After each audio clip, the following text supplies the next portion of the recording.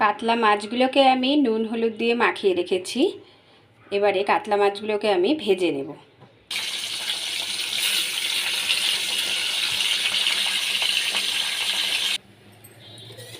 আলুগুলোকে আমি এবার ভেজে নিচ্ছি।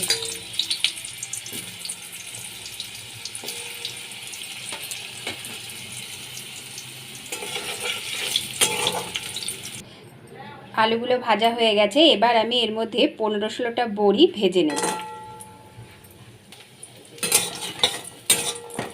বড়িগুলো ভাজা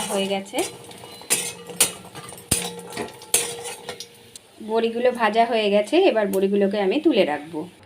গুঁড়ো মশলাগুলোকে আমি আধ ঘন্টা আগেই জলে ভিজিয়ে রেখেছি। জিরে গুঁড়ো, লঙ্কা গুঁড়ো, হলুদ গুঁড়ো, তারপরে কাশ্মীরি লঙ্কার গুঁড়ো সব আমি 2 চামচ করে নিয়ে এখানে জলে ভিজিয়ে রেখেছি। এখানে আমি 1 চামচ গোটা জিরে ফোড়ন দিয়ে দিলাম, শুকনো লঙ্কা। এই মশলাগুলোর মধ্যে আমি 1 চামচ কাঁচা তেল অ্যাড করব। এবারে এই গুঁড়ো মশলাগুলো আমি পেস্টগুলো এর মধ্যে দিয়ে দিচ্ছি। এবার এর মধ্যে আমি আলু আর মাছগুলো দিয়ে কষাতে থাকবো। মাছ আর আলুগুলো কষানো হয়ে গেছে। এবার এর মধ্যে আমি বড়িগুলো দিয়ে দেব। বড়ি দিয়েও আবার কিছুক্ষণ আমি কষাবো। এখানে তেল ছাড়তে আরম্ভ করে দিয়েছে। এর মধ্যে আমি বড়িগুলো দিয়ে দিলাম। বড়িগুলো দিয়ে কিছুক্ষণ কষাতে হবে।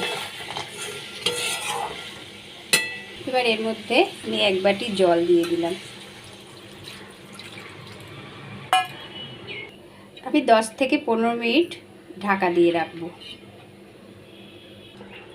এখানে এবার 1 চামচ গরম মশলা আমি দিয়ে দিলাম।